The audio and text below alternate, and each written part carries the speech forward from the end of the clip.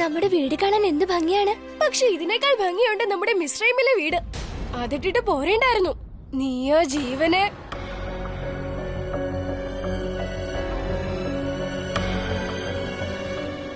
എന്താ ഇത്? ആ, നീ എന്തെങ്കിലും പറഞ്ഞോ? നിനക്കറിയാമോ നിന്റെ അപ്പൂപ്പനും അമ്മൂമ്മയും എത്ര കഷ്ടപ്പെട്ടിട്ടാണ് ഈ വീടുണ്ടാക്കിയതെന്ന്? എന്താ അവൻ പറഞ്ഞ ശരിയല്ലേ? നമ്മുടെ മിസ്രൈമിലെ വീട് ഉപേക്ഷിച്ചു പോകുന്നതില് എനിക്ക് എത്ര വിഷമമുണ്ടെന്നോ. അപ്പോ പിന്നെ അവൻ കുട്ടിയല്ലേ. നീ പറഞ്ഞു വരുന്നതിന്റെ അർത്ഥം എന്താ മാരിയ? അർത്ഥം എന്താണെന്നോ? ഞാൻ കരുതിയത് ഇവിടമൊക്കെ പഴയതുപോലെ തന്നെ ആയിരിക്കുമെന്നാ. പക്ഷെ ഇവിടം ആകെ മാറിയിരിക്കുവാണ്. ആളുകൾ എന്നെ വളരെയധികം ബഹുമാനിച്ചിരുന്നു. പക്ഷെ ഇപ്പൊ അങ്ങനെ ഒന്നുമല്ല. ഇതൊക്കെ സംഭവിച്ച ആര് കാരണമാ? ഇവനാ. ചേട്ടത്തി, ചേട്ടത്തി, എല്ലാം പതിയെ പതിയെ ശരിയാകും. ആണോ? ഇത് പാല് തരുന്ന പാത്രമൊന്നുമല്ല. അടുപ്പിലേക്ക് വെച്ചാലുടൻ പാല് തെളിച്ചു തൂകാൻ. എല്ലാം മാറിക്കഴിഞ്ഞു. ഗ്രാമത്തിൽ പുതിയ മുഖ്യൻ വന്നെന്നാ കേട്ടത്. റബി ഗുരു എന്ന് അദ്ദേഹത്തെ വിളിക്കുന്നത്. വലിയ ധനികനാണത്രേ റബി ഗുരുജി. പക്ഷെ അദ്ദേഹത്തെ ആളുകൾ ബഹുമാനിക്കുന്നത് എന്തുകൊണ്ടാണെന്നോ? അദ്ദേഹം ധനികനായതുകൊണ്ടല്ല. അദ്ദേഹത്തിന് ദൈവത്തോട് നേരിട്ട് സംസാരിക്കാനാകും. അതുകൊണ്ടാണ് ഈ ഗ്രാമവാസികളെല്ലാം അദ്ദേഹത്തിന്റെ പാദങ്ങളിൽ കുമ്പിട്ട് നമസ്കരിക്കുന്നത്. അതിനാലാണ് പരമപിതാവിനെ പോലെ അദ്ദേഹത്തെയും ജനങ്ങൾ പൂജിക്കുന്നത്. ഞങ്ങൾ അദ്ദേഹത്തെ ഒന്ന് കണ്ടോട്ടെ. ഗുരുവിനെ കാണാൻ ഞങ്ങളെ ഒന്ന് അനുവദിക്കൂ. ഞങ്ങൾ എത്ര നേരമായി അദ്ദേഹത്തെ കാത്തിരിക്കുന്നു. ഞങ്ങൾക്ക് ഞങ്ങളുടെ ജീവിതം ധന്യമാക്കണം. ഞങ്ങളുടെ ജീവിതം ധന്യമാകും. കാണാം, കാണാം, കാണാം. എല്ലാവർക്കും കാണാം. ഒന്ന് സമാധാനിക്കൂ. എല്ലാവർക്കും കാണാം, കാണാം. കുറച്ചൊന്ന് കാത്തിരിക്കൂ.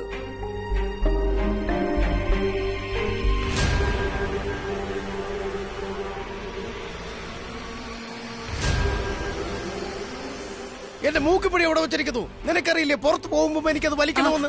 ഇപ്പൊ കൊണ്ടുവരാം.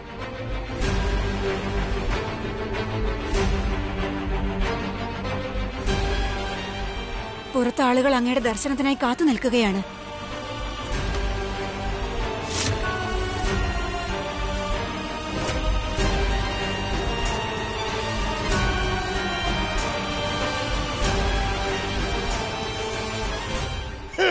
ജനങ്ങൾക്ക് എന്നിലൂടെ ഈശ്വരനോട് സംസാരിക്കണമെങ്കിൽ കുറച്ച് കാത്തിരുന്നേ പറ്റൂ. റബി ഗുരു, റബി ഗുരു, റബി ഗുരു, റബി ഗുരു.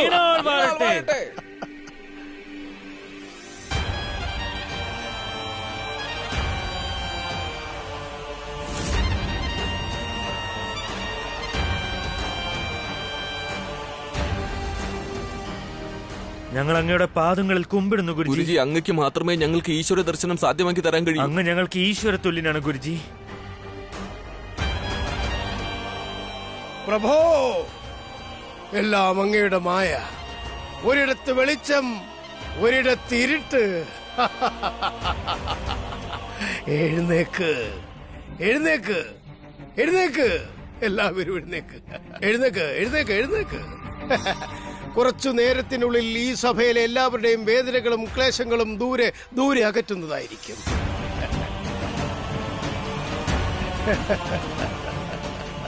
ഇന്നത്തെ സഭ നമുക്ക് വളരെ പ്രധാനപ്പെട്ടതാണ്. റബ്ബി ഗുരുവിന് ഇവിടെ വളരെ നല്ല സ്വാധീനമാണുള്ളത്. എങ്ങനെയും അദ്ദേഹത്തിന്റെ പ്രീതി നമുക്ക് സമ്പാദിക്കണം. അങ്ങനെയാ പിന്നെ നമുക്കിവിടെ ശാന്തിയിലും സമാധാനത്തിലും ജീവിക്കാം. റബ്ബി ഗുരുവിന്റെ ഭാര്യ ലീനയുമായി സൗഹൃദം സ്ഥാപിക്കാൻ ഞാൻ നന്നായി പരിശ്രമിക്കും. ഞാനത് ചെയ്തിരിക്കും. പക്ഷെ നീ നിന്റെ മകനെ ഒന്ന് ശ്രദ്ധിക്കുന്ന നന്നായിരിക്കും.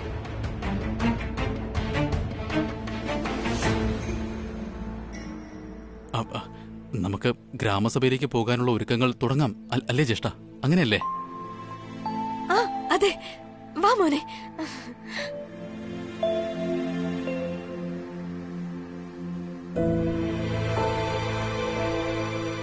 ചെറിയമ്മ പറയുന്നത് കേട്ട് നീ വിഷമിക്കേണ്ട. ഇതുവരെ താമസിച്ചിരുന്ന വീട് വിട്ട് വേറൊരിടത്ത് വന്ന് താമസിക്കുന്നത് അത്ര എളുപ്പമല്ലല്ലോ. എനിക്കിത് മനസ്സിലായി അമ്മേ. അമ്മ സന്തോഷത്തിലിരുന്നാൽ ഞാനുമായിരിക്കും. അമ്മയുടെ മുഖത്ത് സന്തോഷം വരാൻ എന്റെ കയ്യിലൊരു കാര്യമുണ്ട്. എന്ത്? ഇത് കണ്ടോ? ആഹാ, ഇത് നിനക്ക് എവിടുന്ന് കിട്ടി? അറിയാമോ, ഇത് നിനക്ക് ഏറ്റവും ഇഷ്ടപ്പെട്ട കളിപ്പാട്ടമായിരുന്നു. ആ കളിപ്പാട്ടക്കാരൻ നല്ല കളിപ്പാട്ടങ്ങൾ ഉണ്ടാക്കുമായിരുന്നു. പക്ഷെ ഇപ്പോൾ അദ്ദേഹം എവിടെയാണെന്നറിയില്ല. അച്ഛാ, നമ്മുടെ ഗ്രാമത്തിൽ കുറച്ച് പുതിയ ആളുകൾ വന്നിട്ടുണ്ട്. ഇന്ന് രാവിലെ ഞാൻ കണ്ടതാ. ഒരു വീട്ടിലെ ഒരു കുട്ടിയുടെ കയ്യിൽ എന്റേത് പോലെയുള്ള അതേ കളിപ്പാട്ടം. എന്താ അച്ഛൻ അവരെ അറിയാമോ? നീ വെറുതെ ഓരോന്നും പറയാതെ. ഞാൻ കളിപ്പാട്ടം കൊടുക്കുന്നവരെല്ലാം ഓർത്തിരിക്കണമെന്നുണ്ടോ? നീ ചെല്ല്, ഇവിടെ നിന്ന് പോ. റബ്ബി ഗുരുവിന്റെ സഭയുടെ ഒരുക്കങ്ങളൊക്കെ എനിക്ക് ചെയ്യാനുണ്ട്. വേഗം പോകാൻ നോക്ക്. എന്റെ പിതാവേ, ഇന്ന് അമ്മയെ പോലെ ഞാനും അങ്ങയോട് പ്രാർത്ഥിക്കുകയാണ്. എന്തെന്നാൽ സഹായത്തിനായി ആരെങ്കിലും അയക്കൂ. എന്റെ അച്ഛന്റെ കണ്ണുകൾ തുറന്ന് ഞങ്ങളുടെ ജീവിതത്തിൽ നിന്നും ഞങ്ങൾക്ക് നഷ്ടമായ സന്തോഷം അവിടുന്ന് ഞങ്ങൾക്ക് തിരികെ തരൂ. അമ്മേ, എന്തിനാ എന്നോട് ഇതൊക്കെ ഇടാൻ പറയുന്നേ? ഞാൻ എന്തിനാ ഇപ്പോ ഈ തുണിയൊക്കെ ഇടുന്നത് അമ്മേ? ചെറിയമ്മേ, ഈ മാല എന്റെ കഴുത്തിൽ കുത്തിക്കൊള്ളുന്നു, എന്റെ തലമുടിയിൽ ഉടക്കുന്നു. ഒന്ന് ശരിയാക്കി തരുമോ? വാ ഇവിടെ.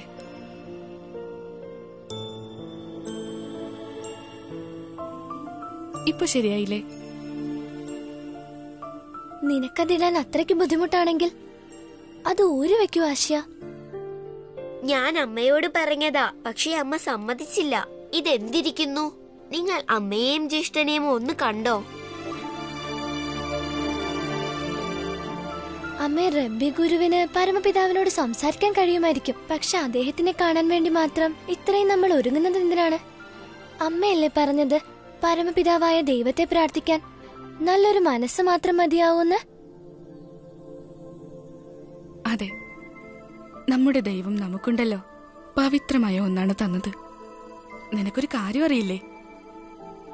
നിന്റെ ചെറിയമ്മയ്ക്ക് ഈ സഭ എത്ര പ്രാധാന്യമുള്ളതാണെന്ന്. അപ്പൊ ആ സഭയിലേക്ക് പോകുന്നതിന് മുൻപ് കുറച്ച് ഒരുങ്ങിയെന്ന് കരുതി പ്രശ്നമൊന്നുമില്ല. ഒന്ന് ആലോചിച്ചു നോക്കൂ ചെറിയമ്മയുടെ സന്തോഷം. എങ്കിൽ പിന്നെ മോൻ വേഗം പോയിട്ട് വേഗം തയ്യാറാകൂ. കാണാൻ നല്ല സുന്ദരനായിരിക്കും.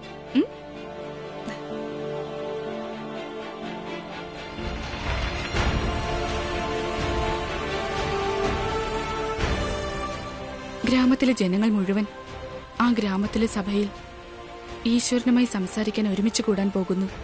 പക്ഷെ അവർക്കാർക്കും അറിയില്ലല്ലോ ദൈവപുത്രൻ അവർക്കിടയിൽ തന്നെ ഉണ്ടാകുമെന്നുള്ള കാര്യം.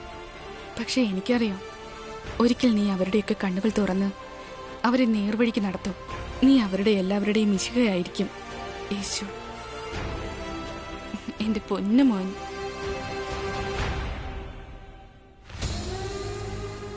വിശ്വവിജയായ ചക്രവർത്തിയുടെ വിസ്തൃതി 4 ദിക്കുകളിലും വർദ്ധിപ്പിക്കേണ്ടതായുണ്ട്. എങ്ങും എന്റെ ജൈവിളികൾ വേണം മുഴങ്ങേണ്ടത്. എല്ലാ ദേശങ്ങളിലും ഈ ചക്രവർത്തിയുടെ ജയാരവങ്ങൾ മാത്രം.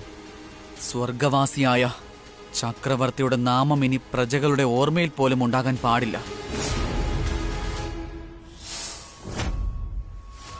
സാമ്രാജ്യത്തിന്റെ വിസ്തൃതി കൂട്ടാൻ നിനക്ക് ഇനിയും സമയമുണ്ട്. ഇപ്പോൾ നീ നിന്റെ ഏറ്റവും വലിയ ശത്രുവിനെ വകവരുത്തണം. അവന്റെ നാമമാണ്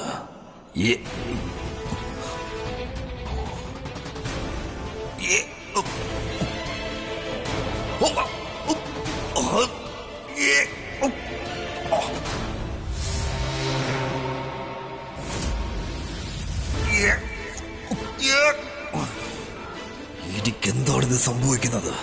എനിക്ക് എന്തുകൊണ്ട് അവന്റെ നാമം ഉച്ചരിക്കാൻ കഴിയുന്നില്ല?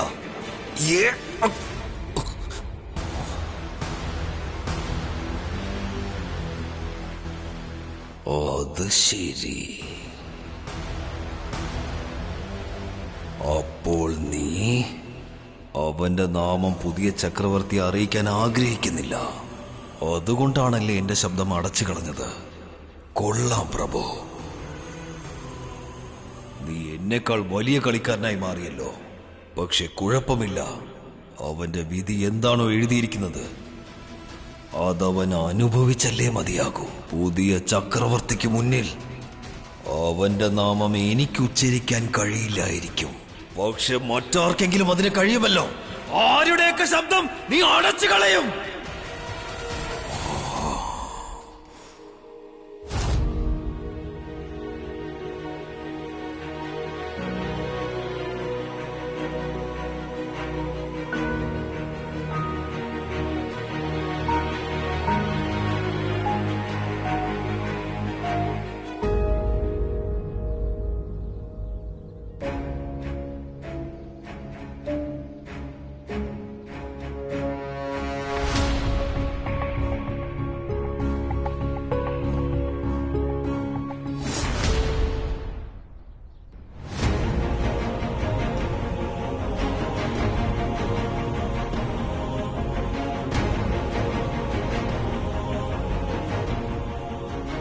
അതാണ് റബി ഗുരുവിന്റെ ഭാര്യ ലീന. പറഞ്ഞു കേട്ടത് ഇവർക്കൊരു മകളുണ്ടെന്നാ, നീമ. പക്ഷെ ഇവിടെയെങ്ങും കാണുന്നില്ലല്ലോ. അവളിവിടെ കാണേണ്ടതല്ലേ? അതാ നോക്ക്, ഗുരു വന്നിരിക്കുന്നു.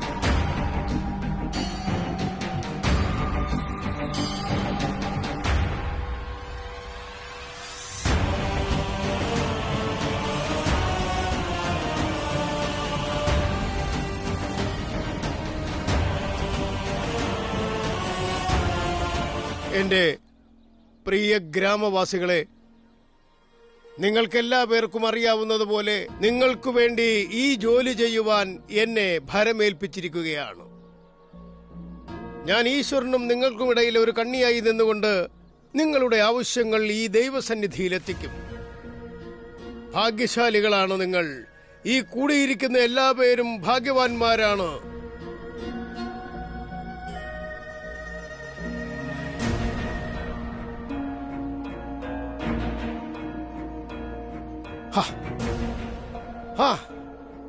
നിങ്ങളെ ഈശ്വരനുമായി ചേർത്ത് വെക്കാൻ ഞാൻ നിങ്ങളെ തീർച്ചയായും സഹായിക്കും. അമ്മേ, എനിക്കിത് തീരെ ഇഷ്ടപ്പെടുന്നില്ല. നമുക്ക് വീട്ടിലേക്ക് പോയാലോ? കുറച്ചു നേരത്തെ കാര്യമേ ഉള്ളൂ മോനെ. പിന്നെ നമുക്ക് എല്ലാവർക്കും വീട്ടിലേക്ക് പോവാം. എന്റെ പിതാവേ, യേശുവിന് എന്താണ് സംഭവിക്കുന്നത്? മറ്റാരോടും ഇതുവരെ അവന് ദേഷ്യം തോന്നി ഞാൻ കണ്ടിട്ടില്ല. യേശുവിന്റെ ചിന്തകളിലെ ഈ മാറ്റം തന്റെ പുതിയ ജീവിതത്തിന്റെ നല്ലൊരു തുടക്കമാണ്. ഈ കാരണത്താൽ യേശു നസ്രേത്തിലെ യേശു എന്ന നാമത്തിൽ അറിയപ്പെടും. യേശു മിശിഹ എന്ന വലിയ വൃക്ഷത്തിന്റെ തണലിൽ ലോകം മുഴുവൻ ഒത്തുചേരാൻ പോകുന്നു. ആ വൃക്ഷത്തിൽ പൂക്കൾ വിടരാൻ തുടങ്ങുകയാണ്. ചോദിച്ചോളൂ. നിങ്ങളുടെ എല്ലാവരുടെയും ചോദ്യങ്ങൾ ഞാൻ ഈശ്വരിലേക്ക് എത്തിച്ചോളാം. ചോദിക്കൂ. പുരോഹിത, ഞാൻ എന്ത് ചെയ്താലാണ് ദൈവത്തിന്റെ അനുഗ്രഹം എനിക്ക് ലഭിക്കുക?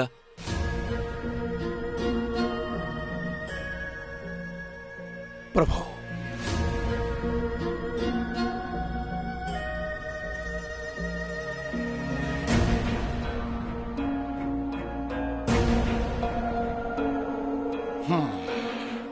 ഞാൻ ദൈവത്തോട് സംസാരിച്ചു. ഞാൻ അദ്ദേഹത്തോട് സംസാരിച്ചു. ദൈവം പറഞ്ഞത് അദ്ദേഹത്തിന്റെ ആശീർവാദം ലഭിക്കുവാൻ നീ ആദ്യം അതിനുള്ള യോഗ്യത നേടണമെന്നാണ്. അതിന് ഞാൻ എന്താണ് ചെയ്യേണ്ടത്? അതെനിക്ക് പറഞ്ഞു തരൂ ഗുരു. ദേവാലയത്തിലേക്ക് പോയി അവിടുത്തെ നിയമങ്ങളൊക്കെ പാലിക്കണം. ഞാൻ എന്തു തന്നെ പറഞ്ഞാലും അത് ദൈവത്തിന്റെ കൽപ്പനയാണെന്ന് കരുതി അനുസരിക്കണം. കാരണം ദൈവം തന്നെയാണ് നിങ്ങൾക്ക് മാർഗദർശനം നൽകാൻ എന്നെ ഇങ്ങോട്ട് അയച്ചത്. ഞാൻ നിങ്ങളെയൊക്കെ മർത്യജന്മത്തിന്റെ അർത്ഥം പഠിപ്പിക്കാൻ വന്നിരിക്കുകയാണ്. ഗുരുജി,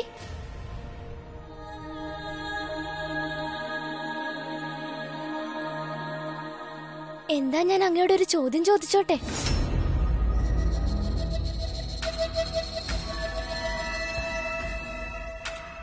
പറയൂ കുട്ടി, നീ എന്താണ് ചോദിക്കാൻ ആഗ്രഹിക്കുന്നത്? മോനെ ഇങ്ങോട്ട് നോക്ക്. നിനക്കിവിടെ ഇഷ്ടമാകുന്നില്ലെങ്കിൽ നമുക്ക് വീട്ടിലേക്ക് പോകാം. നിക്ക്. അവൻ ചോദിക്കട്ടെ. അവനെ ചോദിക്കാൻ അനുവദിക്ക്.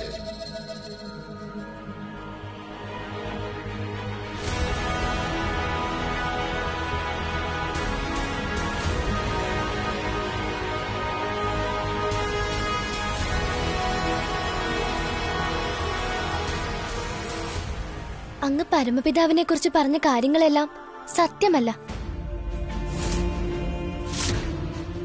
പരമപിതാവിന്റെ ആശീർവാദം ലഭിക്കാനായി ഒരു തരത്തിലുമുള്ള യോഗ്യതയുടെ ആവശ്യമില്ല. പരമപിതാവിന്റെ മനസ്സിൽ നമ്മൾ എല്ലാവരും ഒന്നാണ്.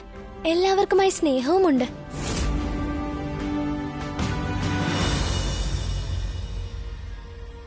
ജീവിതത്തെക്കുറിച്ച് മനസ്സിലാക്കാനുള്ള പ്രായം നിനക്കായിട്ടില്ലല്ലോ കുട്ടി. അങ്ങേക്ക് അറിയില്ലെന്നുണ്ടോ?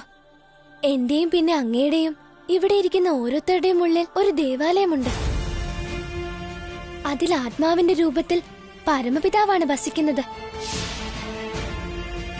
അപ്പോൾ ആത്മാവിന്റെ അനുഗ്രഹം ലഭിക്കാനായി ദേവാലയത്തിലോ മറ്റേതെങ്കിലും ഇടങ്ങളിലോ പോകേണ്ട എന്താവശ്യമാണ്?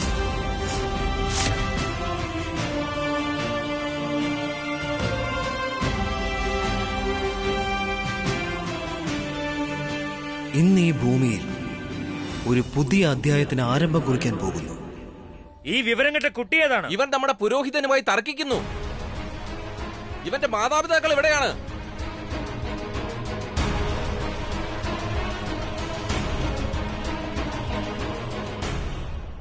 പവിത്ര ഗ്രന്ഥത്തിൽ എഴുതിയിട്ടുണ്ട് കുട്ടികൾ ദൈവത്തിന്റെ പ്രതിരൂപമാണെന്ന്. അതുകൊണ്ട് അവർ പറയുന്നതൊന്നും തെറ്റായി എടുക്കേണ്ട കാര്യമില്ല. നീ പറയുന്നത് ശരിയാണ്.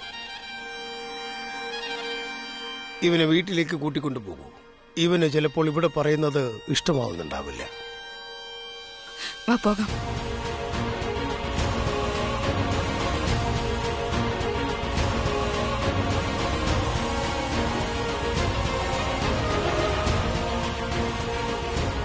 റബ്ബി ഗുരുജി വിജയിക്കട്ടെ. റബ്ബി ഗുരുജി വിജയിക്കട്ടെ. റബ്ബി ഗുരുജി വിജയിക്കട്ടെ. റബ്ബി ഗുരുജി വിജയിക്കട്ടെ. ഓ, എത്രയധികം വാദ്യോപകരണങ്ങളാണ് ഇവിടെ വെറുതെ കിടക്കുന്നത്. എന്നിട്ടും എന്ത് നിശബ്ദതയാണ് ഇവിടെ. അത് സാരമില്ല, ഞാൻ വായിക്കും ഈ വാദ്യോപകരണങ്ങൾ. എന്റെ ഇഷ്ടാനുസരണം ഞാൻ സ്വരങ്ങൾ പുറപ്പെടുവിക്കും. അപ്പോൾ കണ്ടോ, എന്റെ വായിൽ നിന്ന് വാ എന്ന സ്വരവും നിന്റെ വായിൽ നിന്ന് ആ എന്ന സ്വരവും പുറപ്പെടും. തയ്യാറായിരുന്നോ യേശു? തയ്യാറായിരുന്നോ യേശു?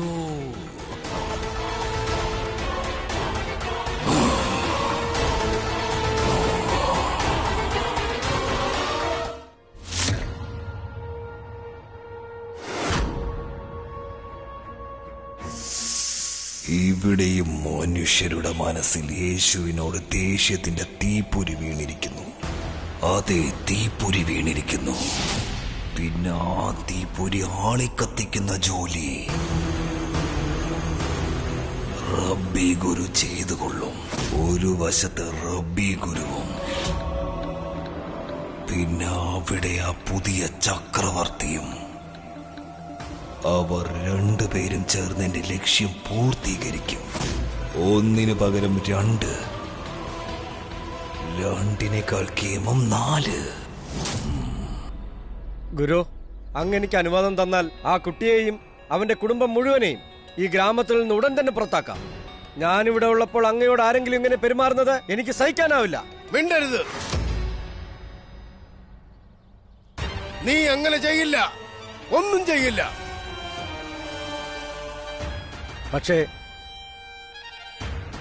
പക്ഷേ എന്താണ് ഗുരു? എന്റെ പാദങ്ങളിൽ അഭയം തേടിയതിൽ പിന്നെ നീ കളിപ്പാട്ട നിർമ്മാണം ഉപേക്ഷിച്ചു. പക്ഷേ നിന്നെ ഈ ഗ്രാമവാസികൾ മുഴുവൻ കളിപ്പാട്ടക്കാരൻ എന്ന നിലയിലാണ് അറിയുന്നത്. അങ്ങനെയല്ലേ? അതെ, ശരിയാണോ ഗുരു? അപ്പോൾ ഇക്കാര്യം നിന്നേക്കാൾ കൂടുതൽ ആർക്കും അറിയാൻ സാധിക്കില്ല. ചന്തയിൽ ഒരു പുതിയ കളിപ്പാട്ടം വന്നു ചേർന്നാൽ ആളുകളുടെ ശ്രദ്ധ പെട്ടെന്ന് തന്നെ അത് ആകർഷിക്കും. ഈ കുട്ടി അങ്ങനെ ഒരു കളിപ്പാട്ടത്തിന് തുല്യമാണ്. ഇന്ന് സഭയിൽ അവൻ ഗ്രാമവാസികളുടെ മുഴുവൻ ശ്രദ്ധയും അവനിൽ കേന്ദ്രീകരിച്ചു. അവൻ കുട്ടിയാണ്, നിഷ്കളങ്കനാണ്, അറിവില്ലാത്തവനാണ്. അവനോട് നമ്മൾ കോപിക്കുന്നത് ശരിയായ പ്രവൃത്തിയല്ല. നമ്മൾ ഒന്നും തന്നെ ചെയ്യേണ്ട കാര്യമില്ല. എന്റെ ഭക്തർ തീരുമാനിക്കട്ടെ എന്താണ് ഉചിതം, എന്താണ് അനുചിതമെന്ന്. പ്രഭോ, അങ്ങയുടെ മായ, ചിലയിടങ്ങളിൽ തണൽ, ചിലയിടങ്ങളിൽ വെയിൽ. ദൈവദൂതനെ പോലെ ആയിരിക്കണം റബ്ബി ഗുരുവും. നാവിൽ ദൈവനാമം, പക്ഷേ മനസ്സിൽ അപകടകാരിയായ സാത്താൻ കുടിയിരിക്കുന്നു.